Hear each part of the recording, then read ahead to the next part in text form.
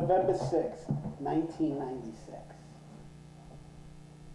A young lady comes marching down the hall at precisely 10 a.m. She's Ingrid Staus, and a new employee, a young lady who's been sent to me by Pamela Henry to replace Dave Sakaris, who has to go for hip surgery. Now we're moving into the busy season. I need somebody desperately. And this young girl is staying with Pamela, and she needs a job. And she comes marching into the office, and she is absolutely gorgeous. But she's... I'm going to be asking questions throughout this whole thing. My first question is, describe her in detail, if you would. Color of her hair, height, anything about her face that you remember. Ingrid is 5'4", brownish blonde, long hair, much longer than mine. Extremely good figure. But more importantly, she's spunky. You can look in Ingrid's eyes and you know that you have a person who is alive and awake. So she introduces herself. Hi, I'm Ingrid. And I introduce myself as Frank, and I'm standing behind the counter. And I invite her in, so she comes behind the counter. We sit down at the table. Dave is working over in the corner, taking orders over the phone. I explain to her what her duties would be. I tell her how much she's going to get paid, and I offer her the job. What were some of the duties that she would have? The duties would be taking phone orders. We sell fly boxes on page 3 of the Wall Street Journal. We have a lot of Christmas holiday business, and she would take the orders over the phone and run the credit card sales. What was she making at the time? She would have been being paid $300 a week, which in 1969 for cash for a part-time starting job was fairly good. 96. In 96. And she was happy with that number? And accepted the Ingrid, job? yes. No, Ingrid did not accept the job. I offered her the job. Okay. At which point, Ingrid proceeds to yell at me and says, "How can you hire me? You haven't read my resume." Now, I start to laugh internally. Dave Sakaris, the NYPD officer, he turns around and looks at me, and he's got this great big smile on his face because he knows we've got somebody over here that's actually going to be a lot of fun. Okay, so I said, Ingrid, I looked in your eyes. You're wide awake. You were recommended by Pamela Henry. Pamela Henry's not going to recommend just anybody. All I know is, without reading your resume, you're overqualified. You have the job. I don't understand how you could give somebody a job without reading their resume. So you have the job, don't worry about it. When can you start? She can start the day after Thanksgiving. So, no, she was able to start the Monday after Thanksgiving, which happened to be, well, Friday after Thanksgiving and Saturday after Thanksgiving are two very, very busy days. But Dave is still going to be there. So I don't have a problem with her starting on Monday. So Dave has to go, I think, on Wednesday or Thursday of the following week. So Ingrid comes in on Monday, and she begins to work. And everything's fine. She knows there's absolutely no problem taking an order over the phone. I teach her what she has to do, and everything's fine. You know, she's not a fly fishing person, but you don't really have to be. You have to be organized, and you have to be know how to speak to clients over the telephone. So Dave comes in on Thursday before his surgery. His surgery is over at Lenox Hill, and his wife works a couple of blocks away from our office. So he came into the office to hang out with us, and then she was going to take him over at about 1 o'clock to check him into the hospital. So he's hanging out. He's helping us take orders over the phone. And he's watching Ingrid work.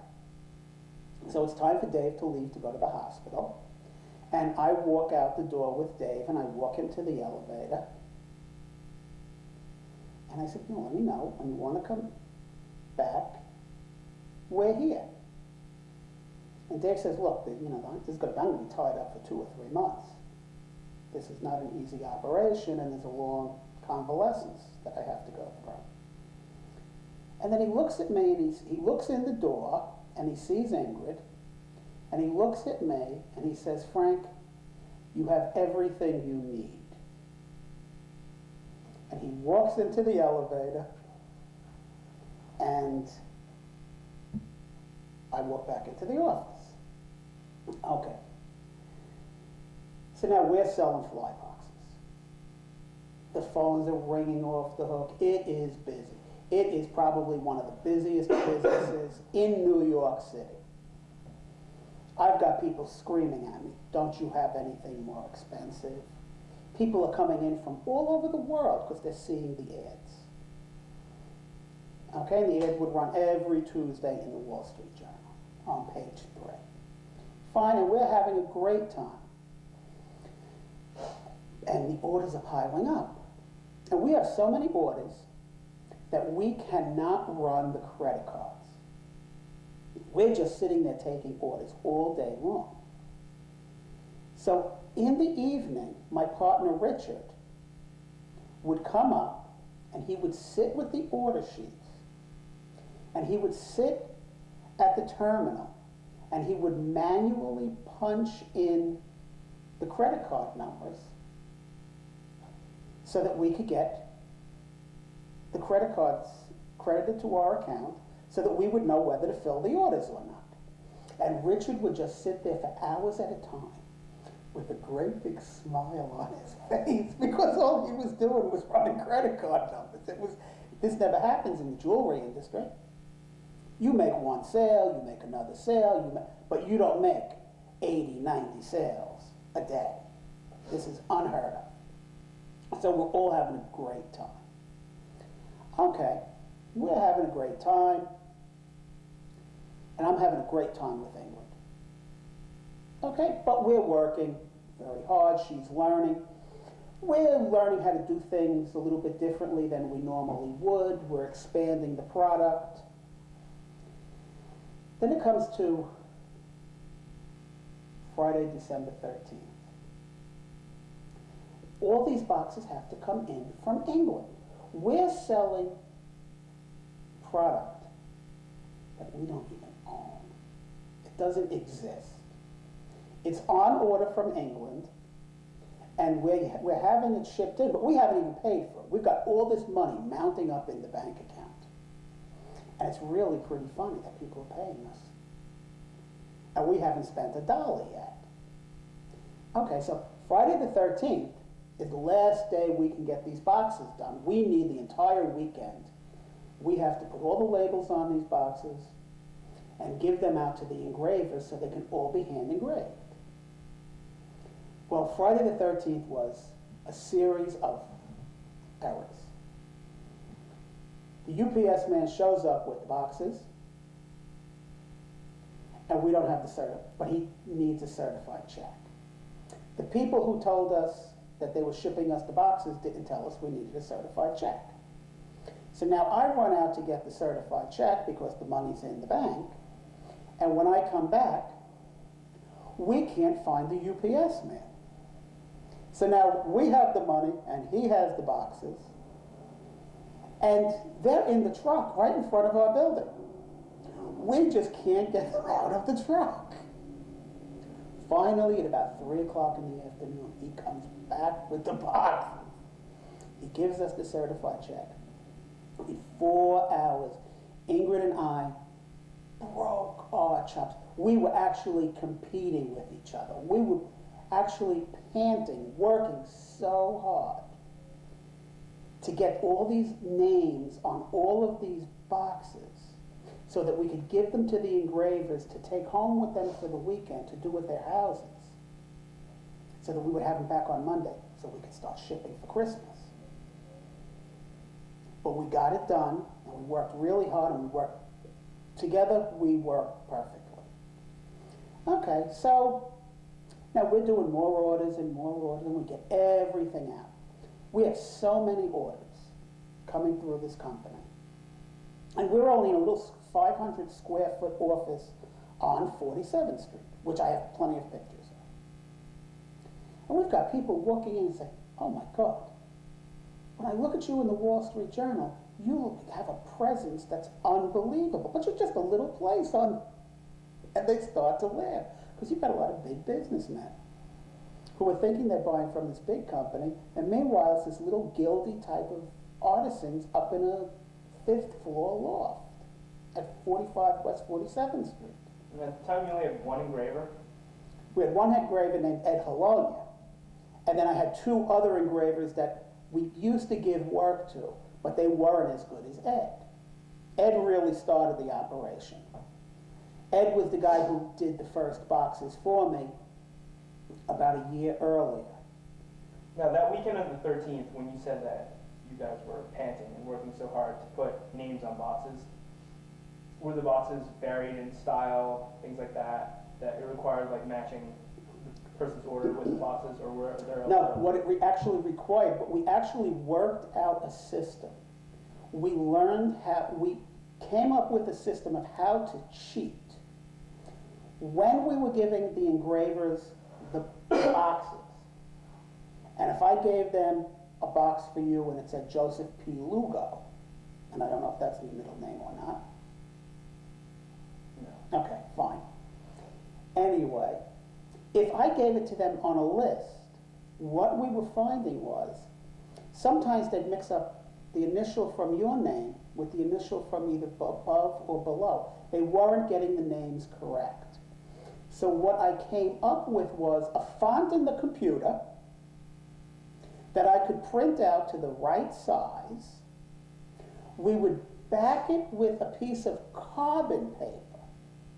Then we would attach the carbon paper to the front of the box so that laying it out perfectly, all the spelling was correct, so we had no more spelling mistakes.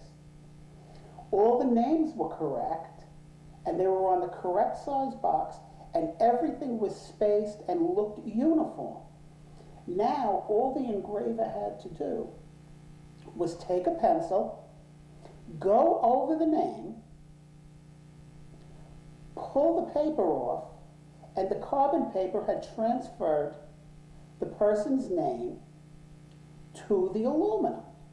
Then he would just touch it up a little bit. We saved the engravers a lot of time because they didn't have to space it out. Everything was prefabricated for them. So all they had to do was engrave it. It made everybody's life a lot easier. It gave us more work, but it gave me less defects in product. And every time we made a mistake on a box, I was throwing away a $100 box because the boxes could not be salvaged. So we alleviated thousands of dollars worth of mistakes. So we sat there putting labels on and making lists of which engravers got what boxes. Ingrid had a tracking list. Ingrid came up with this tracking list. That was, I still have the tracking list. I have all the paperwork. Ingrid came up with a tracking list, and she actually knew at any moment in the day where every box was. And if it was out with FedEx, she had the tracking number for FedEx, and we could pick up the phone, and if anybody called, we could tell them exactly what stage their product was in. It was so German. And at this point, what was your interaction with Ingrid like? Still new and professional? Still no professional, yes. Yeah. Now, okay. Oh, I left out a big part. Comes the end of the first week, and I go to pay Ingrid. And I write on the check, Ingrid, Ingred, Staus. And I hand her the check, and she yells at me. You spelled my name wrong. Here I am, I'm not paying her. And I'm getting yelled at for paying her. I said, okay, so don't worry about it. And that's how I started to call her Ingrid, Ingred. And that actually, it was a pretty funny scene when you have this person, you sit and you hand them a check and they start yelling at you. Yeah, sort of like you hired her and she's yelling at you, and now you hand her a check and she's yelling at you. Anyway, subsequently, not only did Ingrid take over all the tracking of all the product, Ingrid also took over the checkbook, which was absolutely fine with me because my real job is to be making product and doing more of creative and sales. So Ingrid basically relieved me of all the things I didn't like to do, all the real organizational. But as far as us having a good time and laughing together, we had a ball. It was a great working relationship. And we finished up through Christmas. Now, I do remember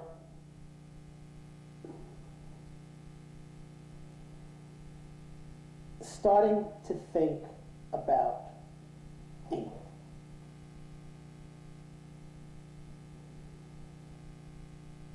Like more than you would normally think about someone.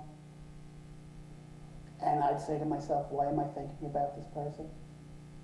Why am I thinking about Ingrid while I'm driving home? I should be thinking about her while I'm driving home. What's going on here? Fine. Yeah, there's a part where you mentioned, I'm 42 years old and have worked with many beautiful women and never had a problem. You don't know what it is about her, but she's just too familiar. Oh, I knew who Ingrid was the minute she walked in the door. What do you mean by that? Did you ever meet somebody and say, I know this person? Well, that's what I was just not really knowing it like I know what I know today, but just saying to myself, wow, this person's too familiar. This is really strange. I'm just extremely attracted to this person, and it's not normal for me. But what do? You go with the flow. When you're with a beautiful woman, you go with the flow. That's always been a fairly safe policy for men. Just let them do what they want to do. It's always worked out fine. Anyway, so I'm thinking about Ingrid quite a bit, and I don't understand why. And Ingrid would have little habits, like Ingrid would read the horoscope. I never read a horoscope. Ingrid would read everybody's horoscope out loud every day. And, it was just so who even thought about it? Fine. Want to read my horoscope? Fine, I'm Aquarius. You're Capricorn. Richard is I forget what Richard was. But he would come up and she'd read.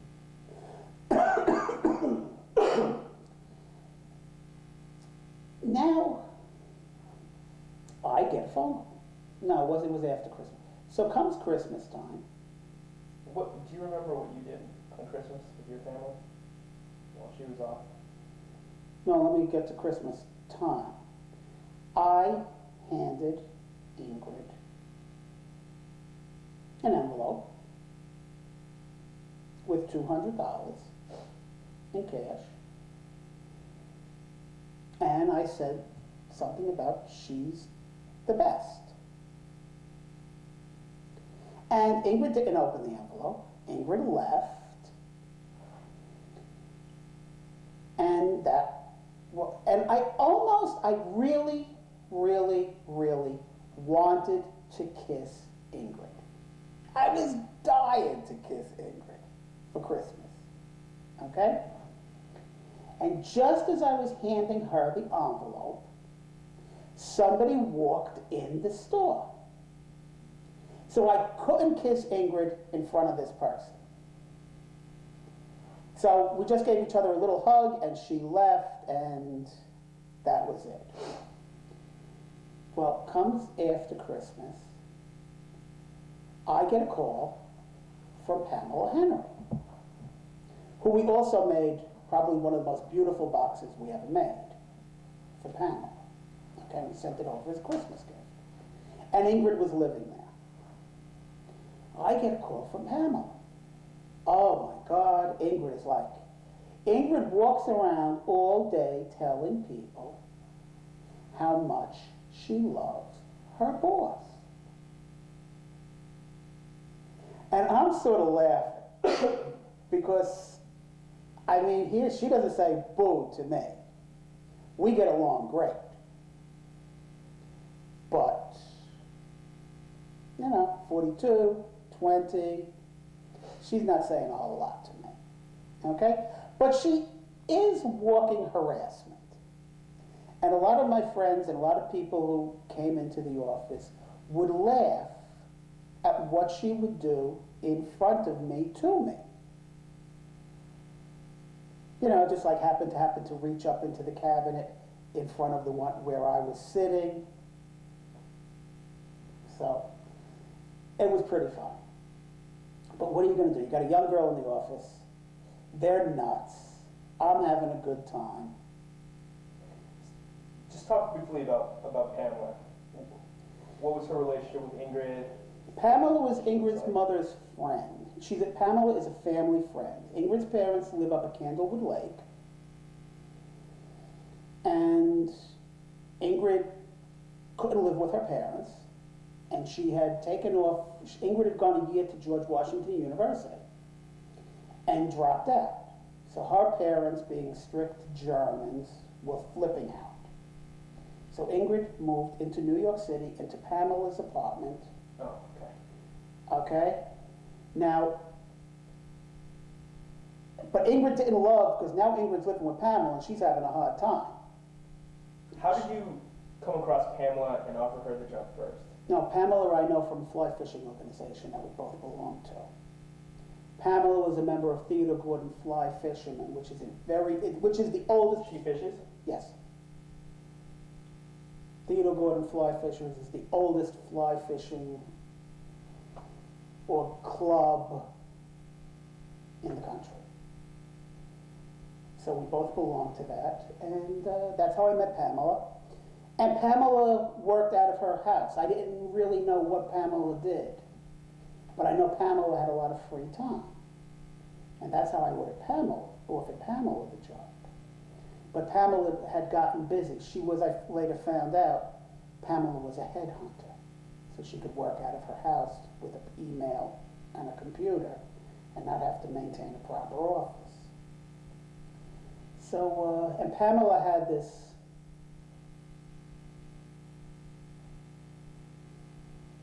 white streak. How old was she? Pamela's older than me. Oh. Pamela must have been about 45 at the time. No, we were all adults. There's no kids in here. Ingrid's a kid at the time. Yeah, but Ingrid was not yes, but fly fishing people were not kids. We were a bunch of older, more mature assholes.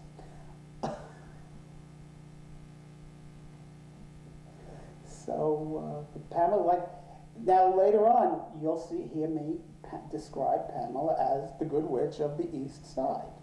I mean, she brought, if Pamela was in Salem, Massachusetts in the 1600s, she would have been burned at the stake. Okay? No. Duh. But this is where, so now you have to ask yourself, okay, so now you've got this witch that brought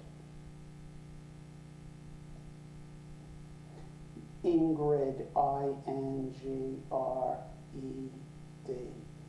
into the mix and threw her into the cauldron.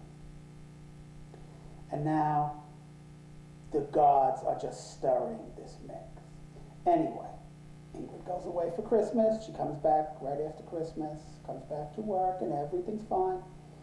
What were you doing Christmas?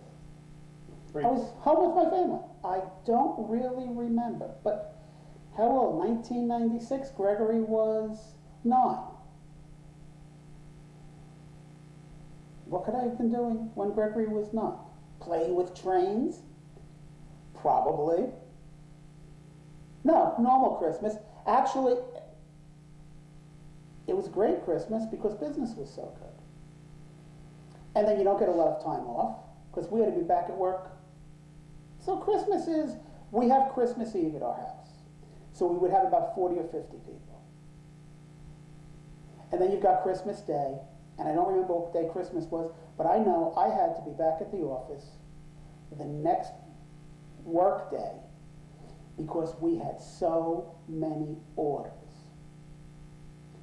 And men were calling up on like the 18th to order boxes, and we were telling them we could not fill the orders for Christmas. So I came up with the bright idea of telling them, look, give it as a New Year's gift. And the men said, fine. So we had an entire week where we had to work just as hard so that these boxes could be delivered for December 31st so that people had a New Year's gift. Now when you can take a product and not fill your orders for Christmas and convince clients to start a whole new gift-giving holiday, you're onto something.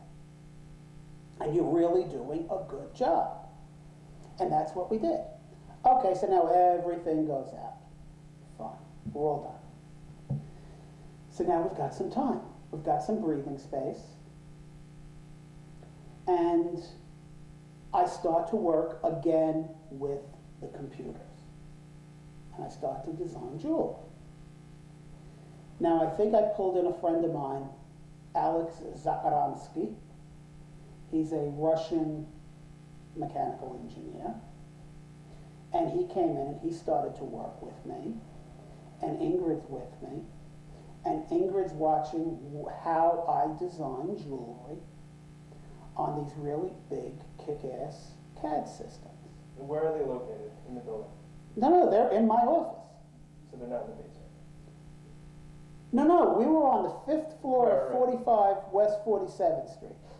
So far, at this point, the basement is, for all practical purposes, an irrelevant location so far. We're not even at the location where the haunting took Right, place. okay. Got it. Okay? Now, we have this computer equipment, and we get delivery on the new computer. And now the new computer comes in, and Alex comes in and starts to work with us, and Ingrid gets to see what I really, really do. And Ingrid starts to see somebody just around Christmas time. This guy named Ariel. Okay. I don't know him. I haven't met him. All I know is he's supposedly very, very smart. Ariel's very, very smart. Okay. But we don't go into a whole lot of anything with it. And I'm still thinking about Ingrid, and she's still harassing me sexually with just the way she walks around the office. And I'm working with Alex, and an old friend of mine, a former partner, a guy who had actually been my partner and walked out, leaving me holding the bag. About 2 years earlier, starts to come into my office again. His company, he went out of business. Big company, big, huge company, Pan American Diamond. And they went bankrupt. What happened was Merrill Lynch was taking them public. That's how big these guys were. And Merrill Lynch had them purchasing more and more companies. But in 96, 97, the market was contracting. And they're still purchasing companies. Now, someplace along the line, a loan that Merrill Lynch was making to another company came into question. And when they started reviewing Merrill Lynch's practices with this other company, they realized what Merrill Lynch was doing, and they started reviewing all the companies. Merrill Lynch was making loans that they knew could never be repaid. But Merrill Lynch said, well, don't worry about the loans. We'll make our money when we take you public. And we'll squash the loan. Well, that's basically illegal. So all the guys in that division got fired. They started calling all the loans.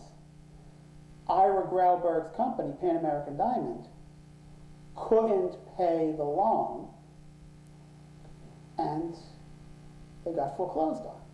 So now here's Ira sitting on a ton of money, and he's starting to come back because Ira, owning this huge diamond company, still doesn't have the technology that I have sitting in my little office. And he's totally enamored by my patent. And he knows that there's something we can do. And now he sees me on page 3 of the Wall Street Journal. And he's sniffing around. He needs something to do. But Ira's a Hasidic guy. So he's a little bit tight with a buck. And then I used to be Ira's employee.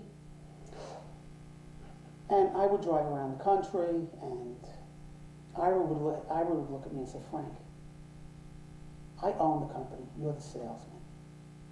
Your suits are better than mine. I'm driving a Mercedes. You're driving a Porsche. This is not supposed to be. He said, I know what you want me to tell. You want me to look good when I call on your clients? This is how I go. Okay, so he respected me. He knew I knew what I was doing. So he would come around, and Alex is working on the computer, and Ingrid's doing her thing, and it's a nice little scenario we've got going on over there.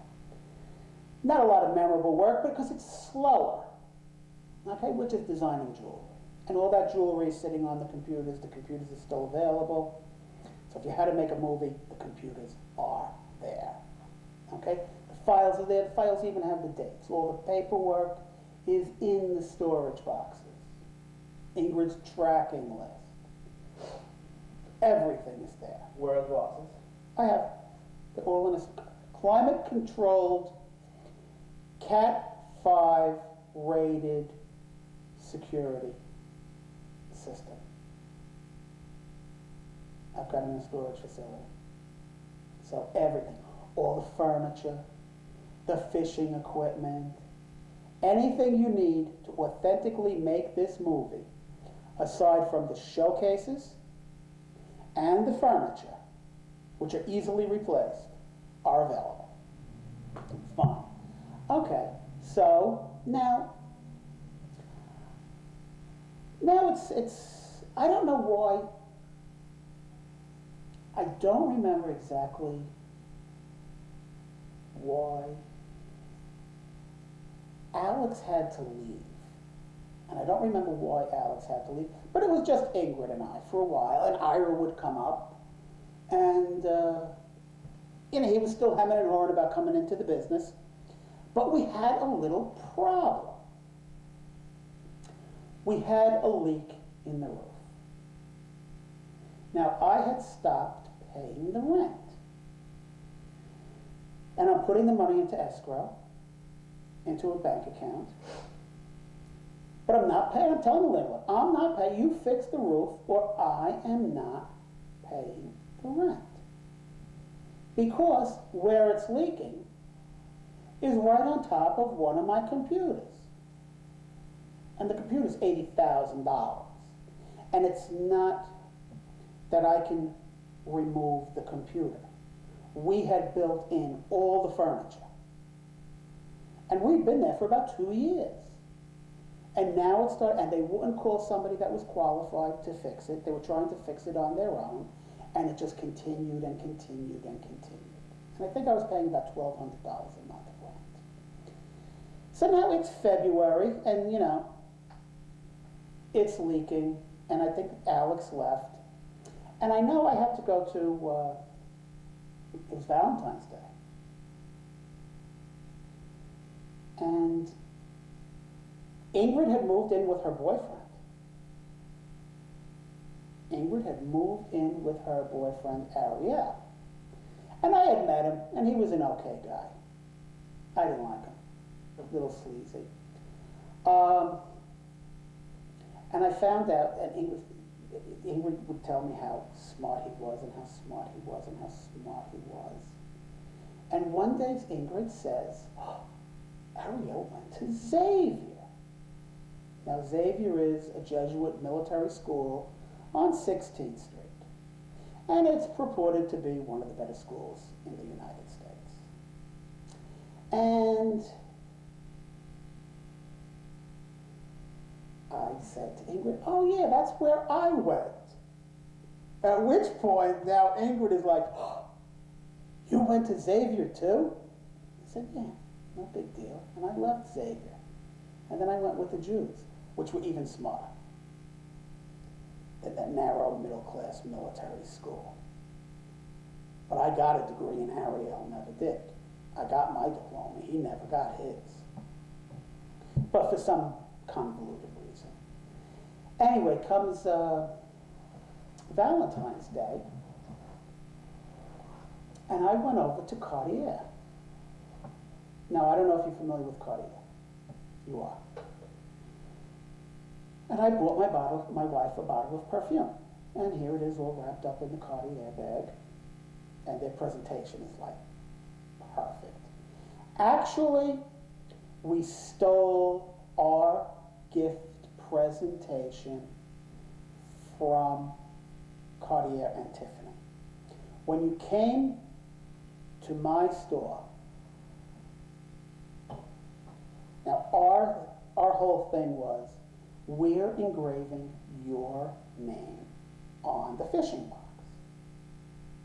Okay? And these boxes are things that will be handed down over generations. This is part of the speech I would tell the clients as they would call up. So you're not going to put on the box, Dad. You put your father's full name. Because when your father dies, you can look at this box and say, this was my father's box.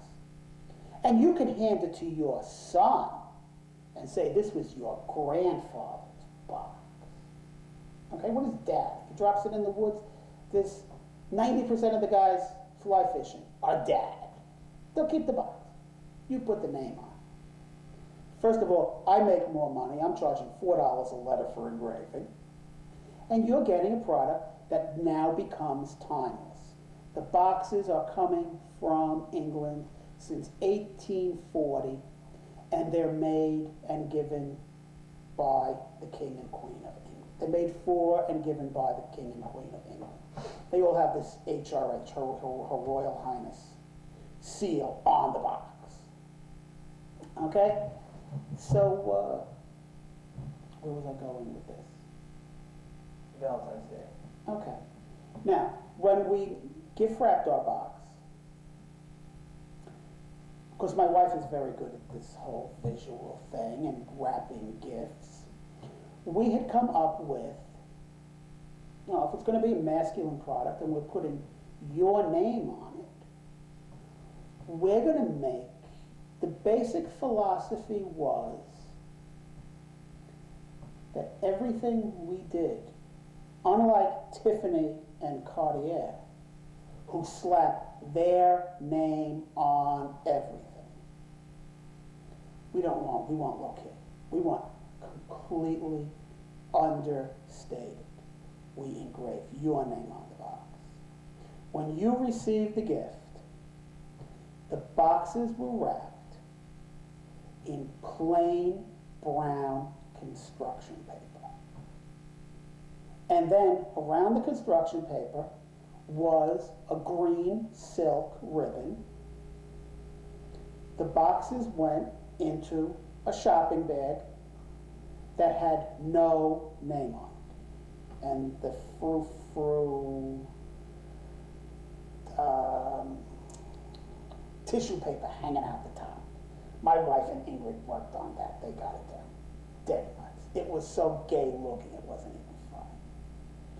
But At this point, your wife has met Ingrid. My She wife knows has met that Ingrid, You work yes. with this woman. yes. Does she have an opinion at all about this, or she just considers it to be harmless? No, Ingrid's an employee. My wife knew Mandy. My wife knew Wendy. My wife knows that, I don't have a problem with any of these people. Okay. These are people I work with. This is my wife. And this is the person that we work for. There's the boss. Introduce. So, no, Helen had no problem with Ingrid. Ingrid had no problem with Helen. And so one in a Cartier, to get the perfume for my wife, I got a bottle for Ingrid. The same exact? No, my wife got the more expensive, but Ingrid got like the little junior bottle. Not the same scent. Different scent. I like my women to smell different, so I can recognize them in the dark. Oh, good.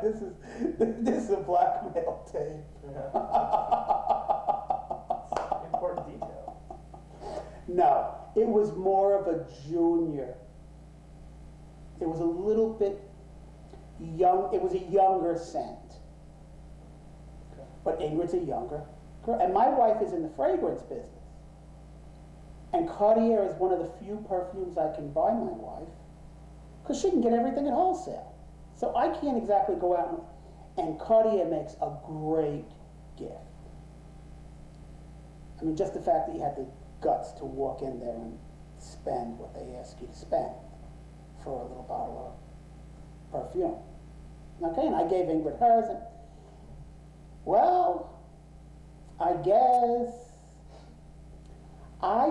Ingrid's boyfriend didn't particularly care for me giving her the perfume. So, oh, wait a minute, we forgot an important part. January 6th of 1997, Ingrid turns 21. And Ingrid's mother comes in. I got to meet Ingrid's mother. Now, Ingrid's mother is a very nice lady, maybe a year or two older than me. Okay? And I arranged, since it was Ingrid's 21st birthday, Ingrid wanted a Cartier watch. So her mother on the side called me up and said, "Can you get Ingrid the Cartier watch?" And I said, "Yeah, don't worry, but tell me exactly." So I got the watch, and the watch is hidden. Ingrid doesn't even know. The watch is sitting in the safe, and she doesn't know it's for her. Okay, so the watch gets gift wrapped. Were you reimbursed for it by the mother? Of course. No, the mother was, no. No, I couldn't give Ingrid a $1,500 watch for her mother. You know, come on. So, no, the mother came in, and we met. I ran out and I got a birthday cake for Ingrid, and Ingrid had her birthday party there. Her boyfriend sent in a dozen roses. Okay, so Ingrid had her birthday. Ingrid was 21. She got her watch. And I told the mother, I said, you know, you did a really good job. Did a great job. She's fantastic.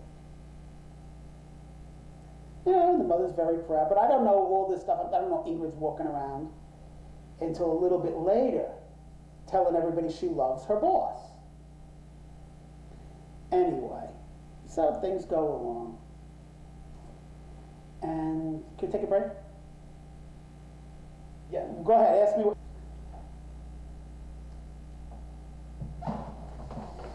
Okay, now, we've gone through Valentine's Day, and Ingrid's gotten her perfume.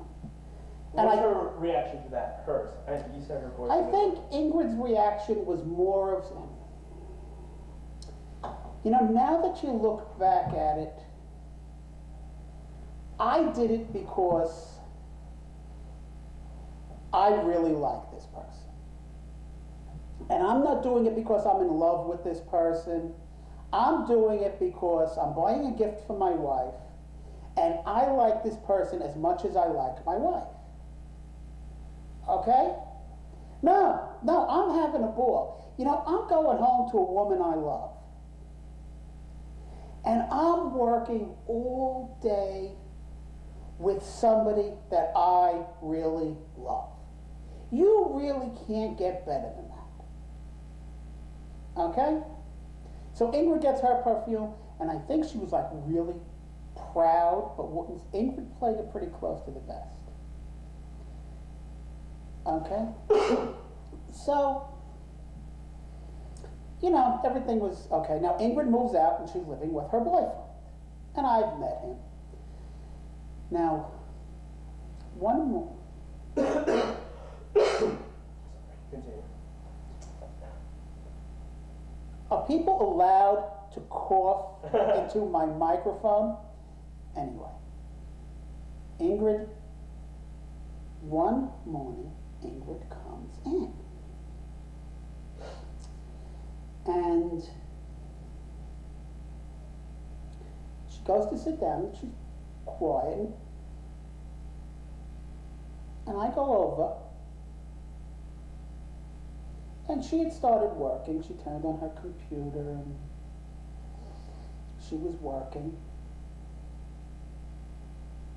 And I looked at her and Ingrid had a black eye.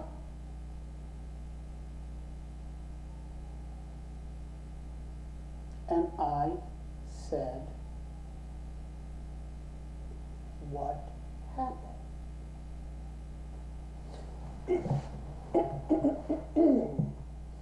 And Ingrid said, we were wrestling. And then she sort of just hung her head.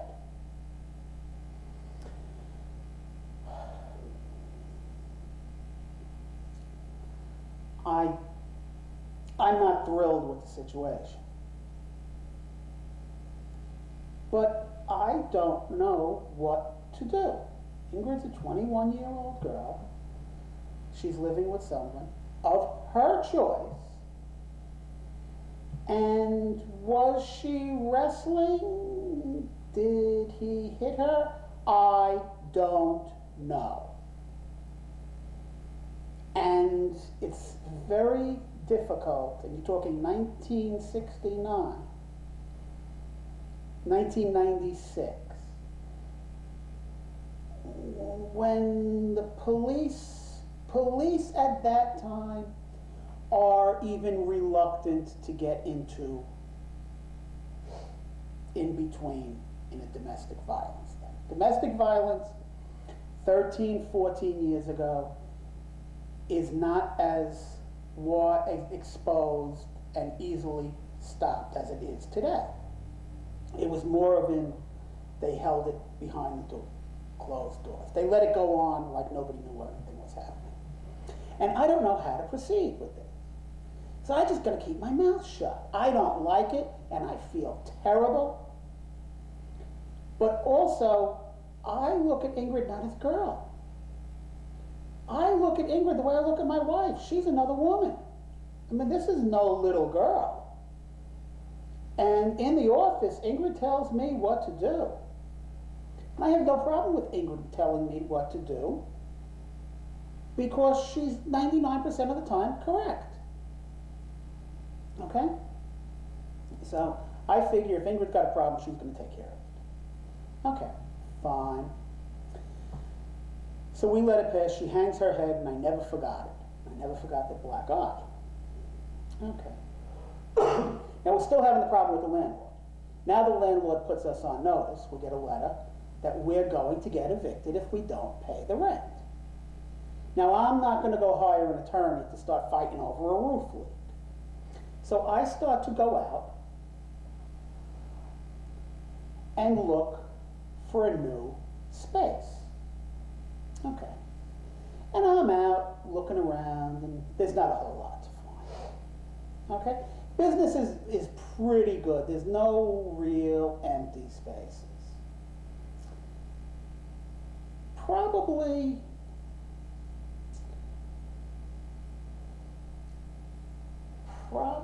the middle of March. I happened to notice this empty building on the corner of 5th Avenue and 48th. And this building is empty. And it's a beautiful building. The first floor is empty, the second floor is empty, the third floor is empty, the fourth, the building's empty. And it's not even having for sale signs. So I figured maybe they're going to knock down the building and they'll put up something bigger. It's New York City. It's only a 5-story building. And I can't find anybody to contact to see if I can rent in there. So one day, I'm walking by the building, and there's a man washing the windows. And I asked him who owned the building. And he gave me the name and address, and I contacted the people. And, yeah, they didn't know if they wanted to rent the place. Okay. So, okay, so we're still looking around, and we haven't paid the landlord, and Ira's still coming by, and he hasn't made any definite decisions. And the landlord's still hawking us for the rent. He's going to sue us. He's going to evict us. So things are just like in this boiling state, but nothing's really coming to the surface yet. Except for one thing. Ingrid is driving me crazy. Okay, I can't even go to sleep without dreaming about Ingrid. And this is so not me. It's not even funny. It's horrible. What is this person? It's like I'm being invaded. Why is this person? It actually feels like somebody is with me 24/7. And I really don't understand it. It's happened to me with women a couple of times. But I didn't understand it then either. I thought maybe I was crazy. But then again, you have to understand something. At no time have you ever heard me mention psychic. This is something, even the horoscopes is something that I laugh at. Okay? I'm good. So, like, when you were thinking about her, she's invading your mind, so to speak, would you, like, you would just have thoughts about her, or would you visualize her? Would you, like, how do I put this? Would you, like, even have maybe conversations with her in your head? No. How far, what was the extent of this? No, it was just a matter of, it was like over and over and over again, Ingrid, Ingrid, Ingrid, just this voice in your head, like somebody speaking to you constantly. You just never forgot the person. you would turn around, you'd be driving down the road, and bing, she'd pop into your head. And I say, why am I thinking about this person so much? Making me nuts. Making me crazy. So now here's Iris there. Iris, hysterical. Okay, Iris may be 10 years older than me. He's laughing because Ingrid is walking her. Even the guy, Mark Sweet, who would come up to tell us, he was the building manager of the office that we rented. He would come up to tell us how we were going to get evicted, and he'd be there laughing at what Ingrid would do to harass me. Okay, because everybody knew she was in love with me, but me. I didn't know it. Because, to be very honest with you, I wasn't looking for anything. And nobody said anything to me that Ingrid's in love with me. Now, looking back at it, all these bastards knew it. And they just sat there laughing. So, I find the building. And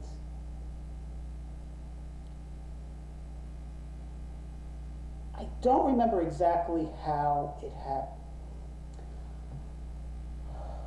We gotta switch tapes.